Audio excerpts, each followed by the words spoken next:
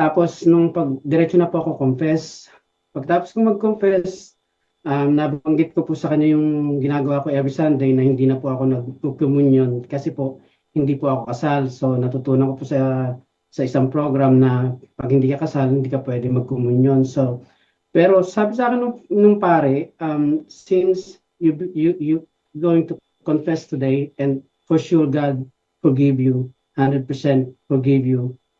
Sabi niya sa akin, bumalik daw ako sa pagkukumunyon kasi welcome daw ako kay Lord. So tanong ko po sana sa inyo, confirm ko lang na okay po ba ako magkumunyon kahit hindi ako kasal, pero magpapakasal po kami sa May. Kasi Pero sabi ng pare, yung kasama mo kapatid, yung asawa mo, kasama mo ngayon? dito po kami sa Melbourne. Unang-una kapatid, dahil kasama kayo eh. Hindi naman kayo nag-separate ng lugar. Pero ang hindi naman yung ano lang yung nasa iisipan nyo, partner kayo, di ba?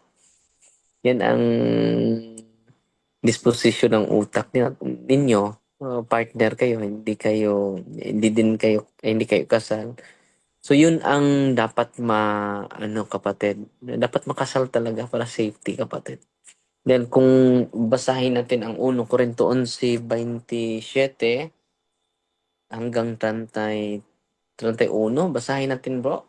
Kaya ang sino mang kumakain ng tinapay at umiinom sa paraang di nararapat ay nagkakasala sa katawan at dugo ng Panginoon. Kaya dapat siyasatin ng tao ang kanyang sarili bago siya kumain ng tinapay at uminom sa kopa. Sapagkat ang sino mang kumakain at umiinom ng hindi kinikilala ang kahalagahan ng katawan ng Panginoon ay kumakain at umiinom ng kahatulan laban sa kanyang sarili. Yan ang dahilan kung bakit mahihina at sakitin ng marami sa inyo at may ilan ngang namatay na. Ito lang kapatid, communion, spiritual communion na para safety ka kapatid. And then, isa sa mga naalala ko kapatid, ito po, pwede ka mangungumyon as long as ang partner mo, dahil hindi pa kayo kasal, you live as brother. Oh, you live not as partner dahil hindi pa kayo kasal eh. Pero kung yan ang problema kapatid dahil hindi talaga walang official na yung sinabi ng pare, hindi po yun official ng turo ng simbahan. So kung hindi pa kasal, spiritual communion lang para safety kapatid. Pero malapit ka naman na makasal, di ba? This Uwi po May na, kami, no? uwi po kami ng May, yun po ang purpose namin, Wow. kaya po No? uwi kami Hindi, ng May. magsagawa lang kayo ng spiritual communion kapatid para safety po. Dahil Okay. personal na opinion ng pari yun eh. Ito kapatid, kapag lahat naman tayo ay tinatanggap ng Panginoon, no? Yung binabasa ni Brother John, the sacrilege po, we punish ourselves by eating unworthily. Lahat naman tayo unworthy, di ba?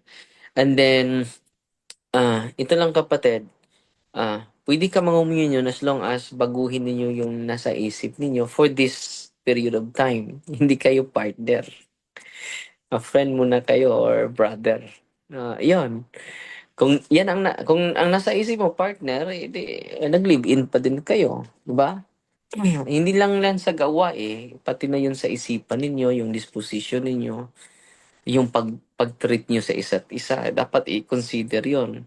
So, kung gusto ka mang-communion, you consider your partner as your brother, as your sister, your not your partner, no? Kung gusto ka mang-communion, pero mag-separate kayo ng na lugar. Kung gusto niyo mang-communion. Yun lang siguro kapatid. Um, Thank you, Father. So, yun ang po ginagawa ko sa spiritual communion na pumipila pa rin ako pagdating dun sa communion, naka-cross lang yung kamay ko, then pinipray ko Pwede. ang pari. Yun lang po ang That's good. yun Yeah, lang po. God bless kapatid ha. Natutuwa po ang Panginoon sa inyong desire, sa inyong puso. Ang Diyos po ay natutuwa sa inyong disposition ngayon. God bless kapatid. Thank you po. Thank you, Father.